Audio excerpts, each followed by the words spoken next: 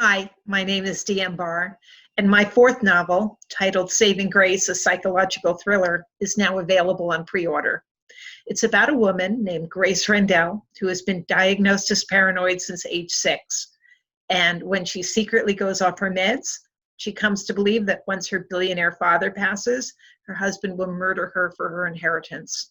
So she has to find a way to save herself without disrupting her children's lives, just in case she's wrong about everything. If you like old movies, it is a cross between Gaslight and Suspicion, but with a Me Too twist. My guest today on Author Groupie is Emilya Naymark, whose debut novel, Hide in Place, will be released in February. It's a police procedural crossed with women's fiction, and it sounds terrific. Emilya discusses writing in a language that was not her native language, her research process, and so much more. So sit back, enjoy, and as always, stay safe. Welcome to another edition of Author Groupie. I'm here with Emilya Naymark, who was born in a country that no longer exists. She escaped with her parents, lived in Italy for a bit, and ended up in New York, which promptly became a love and a muse. So it already sounds like a great novel. She studied art and was lucky enough to illustrate numerous publications before transitioning into the digital world. She has a particular fascination with psychological thrillers, crimes, and suspense, so that's what she writes. And in her other life, she is a web developer and a designer, an illustrator, and an artist. She's a member of Sisters in Crime, International Thriller Writers, and Mystery Writers of America. Emilya's debut novel, Hide in Place, will be released in February of 2021 by Crooked Lane Books and is available for pre-order now. So welcome to Author Groupie. Thank you. Thank you for having me. Pleasure. So tell us about the book. Okay. So the book is about an NYPD undercover detective, a woman, and she worked a racketeering case with the Russian mob that went really, really badly. And once she escapes both the NYPD and the racketeering case and leaves all that behind her, she thinks everything's good, moves up to the beautiful Hudson Valley, thinks things are good, and then her teenage son vanishes. So she has to try to figure out if he, people think maybe he ran away, he's kind of a troubled kind of kid, doesn't really belong anywhere with anyone. And it's up to her to unravel his life. And the more she digs into it, the more she finds out that he really did have kind of a secret life that she didn't know about. And at the same time, she's beginning to find out that the racketeering case that she thought she left behind her is not behind her. Wow. So there's all kinds of things that could be going after her and her child. So that's what the book is about. This sounds like something I definitely read since I have a son and I live in the Hudson Valley, and I'd have to go into my son's room and say, what the hell have you been doing? Exactly. I think my character does that a few times in the book. So let me ask you, what made you, you're an artist, you're involved in art and illustrating. What made you decide to write fiction, and why crime fiction? So I love writing, and I've always written a little bit here and there. And then probably about 10 years ago, I decided to become very serious about it, because there's something about that happens in my head when I write that is a lot more intense and a lot more satisfying than creating art. And I still love creating art, and I still love painting, but it's a very different kind of, I guess, high, if you could call it that. The kind of space you get into when you write is very different, and it's just extremely satisfying. So when I first started writing, I started writing paranormal romance, as embarrassing as that is to admit. And of course, the first book was okay, but it didn't go anywhere. And the second one was more speculative fiction. So basically, I was always kind of into very dark things, like people behaving badly and dark impulses. And then finally, I just looked next to me and I realized that my husband, who has been an NYPD undercover and a detective for 20 years were sitting right next to me, and I thought, why am I letting this opportunity just slip me by? I could write crime fiction. I could write about the NYPD. I could write about detectives and police procedurals, and I have a fact checker sitting right next to me. Plus, all of his stories were by then so much in my head that I almost felt that I could inhabit the mind of a detective myself by then. So I thought, let me give this one a shot. And it immediately felt very authentic and very real to write from that place. So that's how I turned to crime. Wow, well, you had the perfect opportunity with your husband there. I'm very jealous right now. Yes, I had the perfect opportunity, and somehow it took me two finished novels and like 3 unfinished novels before I accepted that that I could use him. But also, I think he had to get to the point where he was okay with me constantly badgering him with completely crazy and stupid questions. And then finally, he was like totally okay with it. So it worked out. And he gets an acknowledgement in the book? Oh yeah, he's gonna. Yeah, of course. We spoke earlier, and you were telling me that you came to the U.S. When you were young, but English was not your native language. Russian was. And being a great fan of Ayn Rand, who wrote fantastically, whether people out there agree with me or not, I think she was fantastic. And it always amazed me that she wrote in English when her native language was Russian. Do you think that writing in a language that's not your native language makes you a better writer because you think more carefully about words and their nuances? I think in my case, yes, because, and to tell you the truth, at this point, I don't think I could write in Russian. And I always think that now English is my first language, even though really it isn't. But that's how it always feels to me. But I think I just love language in general. And I do find myself sometimes looking for the perfect word. And the only word I can think of for it is in Russian. So then I have to go to Google Translate. And I have to see, what does Google think that word should be in English? And then I'm like, oh yeah, that is the word. But then I have to go to the thesaurus because like that word is like not exactly the right, but then somehow I find the right word between those two things. But yeah, it's nuance is the right word to use in how that works because each word counts. It's not just being specific, it's also the cadence and the meaning has to be exactly right. And that's part of why I love writing, maybe even more than painting, because it's almost like a problem solving. And mysteries as well are problem solving. So you've got lots of puzzles that you're putting together. I agree that writers understand about cadence. And you try to explain that to somebody who isn't a writer, and it's very hard to get the idea across that it has to flow in a certain way. And if you move the words around even a little, it gets blocked up in your mind. Yeah, I actually haven't tried explaining it to somebody who is not a writer, but next time I have to try to do it, I'll keep that in mind and see how much I have to explain. But it's amazing how much work goes into writing a scene that will read as if no work at all went into it. That's kind of the goal. Totally agree. So let me ask you, what are your thoughts on writing about the police and the current political climate? Yeah, so interesting. So this novel, I originally started it in about 3 years ago. So it took about a year to write, a year to get an agent, a year to sell it. So obviously when I started writing it, it was a very different cultural environment altogether.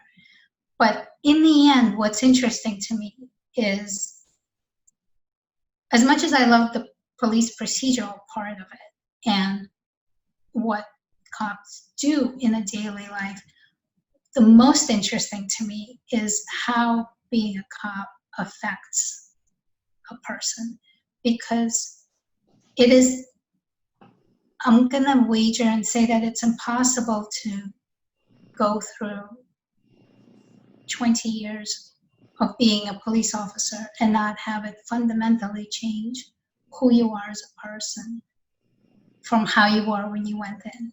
So that's what's interesting to me, why people become cops, how it changes them, and what changes them. Because sometimes what is outside and what they have to deal with changes them, and sometimes what's inside the police department itself and other cops is what changes them. Sometimes it's the hierarchy and the just the business of being a cop that affects them. Sometimes it's all together. Sometimes it's, it was very, very interesting to me to write from the point of view of a female cop, because it is different. Just like in any other field, it's different for a woman to do it than for a man to do it. And in the police department, you're kind of getting it from both ends. You're getting a certain attitude from the people that you're policing, and you're getting a certain attitude from your colleagues. And sometimes, I just find that very interesting for what it's worth. And that's really what I wanted to explore. And having said that, when I had to do my last edit on the book, which happened just about a month ago, I did find myself looking at my words with a lot more sort of socially conscious criticism, because I realized that, sometimes it's easy to write and sort of, just like it's easy to fall into a cliche word-wise, it's easy to fall into a cliche when you write about something like police, which there's so many police procedurals on TV, there's so many police procedural books. It's easy to just in your mind to kind of fall into a process that your characters do. So what I was forcing myself to look at that and be very aware of where what I was making my characters do was coming from. Was it coming from the intrinsic reality of who they were as people? And anytime that anything felt false to me that way, I kind of went in and adjusted it. So that's the effect that the current climate has had on what I've been writing. And it sounds like that psychological voice will give you, or psychological viewpoint will really give you a unique voice, and your book a unique voice. So I'm looking forward to it. I hope so. Yeah. So other than not badgering, but quizzing your husband, how else did you do your research for the book? So I read massive amounts of case studies of racketeering and mafia cases, and especially about the Russian mob, not always, and just really famous sort of cases of police corruption, anything that happened in the last few years. And I mean, the stuff I was reading, I couldn't have made that up. I just could not have made that up if I tried. It was like, I would read it and I'm like, what this happened? And then I'd have to like completely, I went and I read, the actual depositions, from the .gov website. Anything I could find that was like as close that I could get to what these people were accused of doing and their names, because the names had a lot to do. So in Russia, just like anywhere else, your name will tell you where you're from geographically in the country, because it used to be such a gigantic country, and each republic inside of it was really its own thing, and each republic had its own kind of structure of names. So in the current Russian mob, there's a lot of people from a very particular part of Russia. So I wanted to make sure that I was as authentic to that as well when I was writing. So, yeah, that. Interesting. Well, you're categorizing this as women's crime fiction. How do you define that genre, and what other authors or books are similar? Because I don't know that genre. Well, I mean, it's actually probably a genre I would like to exist more than, necessarily does exist. But primarily the story is about my character, who is a woman, a single mother, who has to contend with a terrible divorce, a difficult job, and an extremely difficult child. And so, in many ways, this fits into just women's fiction. Period. Mm-hmm. The fact that she happens to be a cop and does this kind of job, to me, makes it, more interesting because I like the police procedural aspect of it. But I really think that if you like reading both women's fiction and police procedurals, then this was a book for you. And I do. It's like if Leanne Moriarty decided to sit down and write a police procedural, I would like to think that this would fit into whatever would come out of that. Perfect. But I guess it would, if you like Tana French. Mm-hmm. Yeah. Yeah, she is my idol, basically. Yeah, love her. I noticed that you've contributed short stories to a number of anthologies. How did you get involved in that, and how does short story writing differ from novel writing other than it's shorter? So I'm going to say in the latest, straight at the feet of Janet Reed, who is a blogging agent.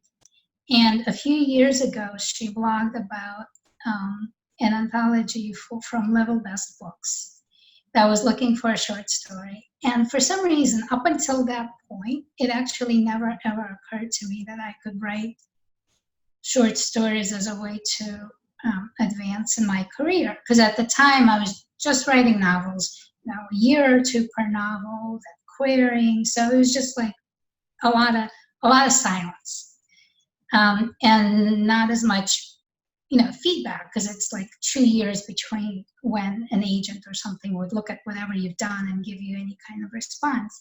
So I thought, all of a sudden, there's like the light bulb went off, and I thought, wow, I mean, it would only take me maybe a month and a half to write a short story. I could take some time off from writing the novel and submit it and see what happens. And I wrote a story specifically for that anthology, and it got accepted.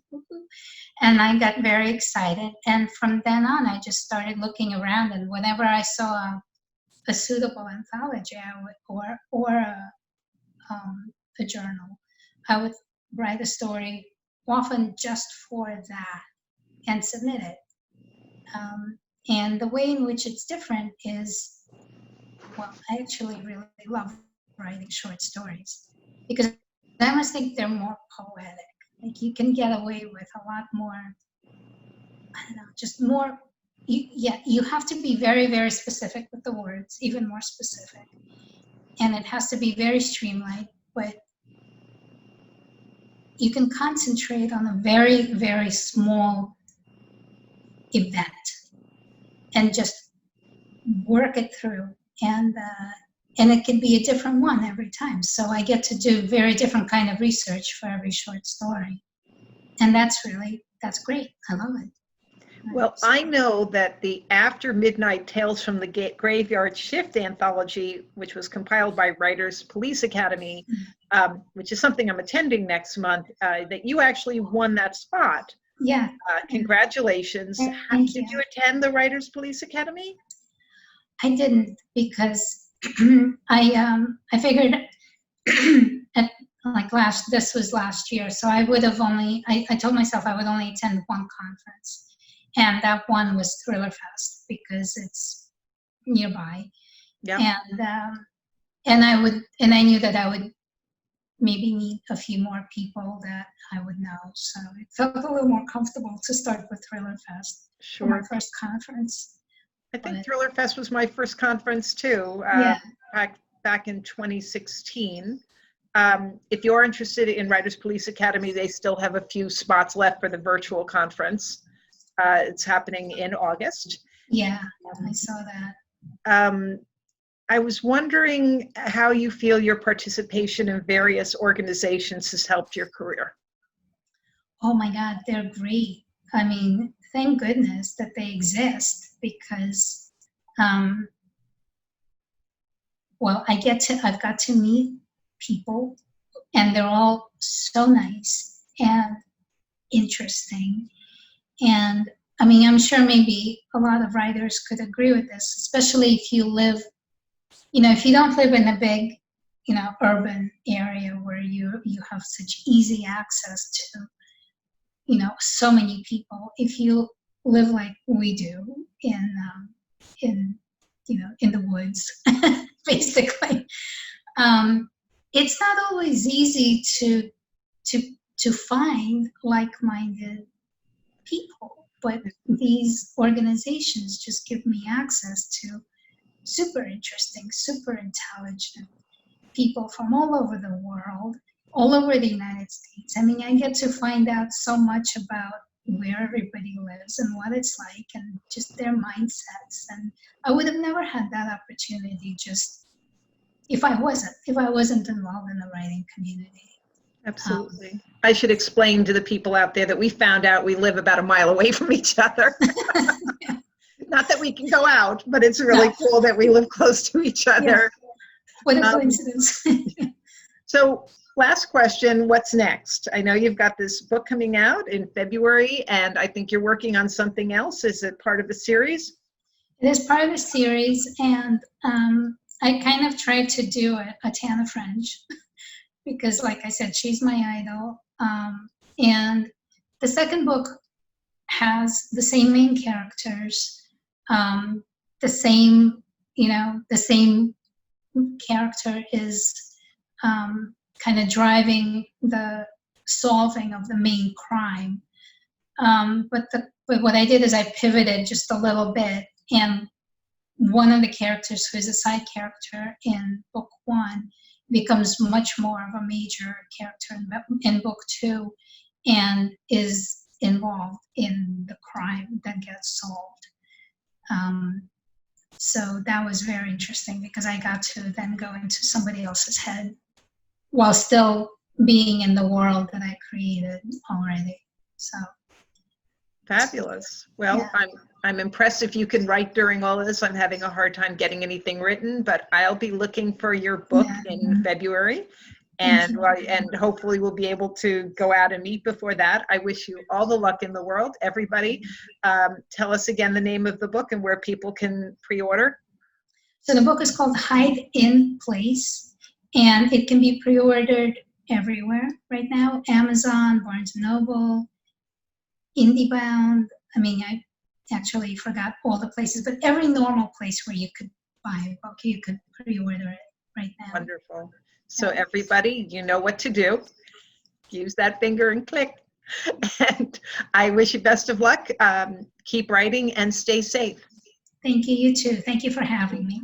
Thank you. Thank you.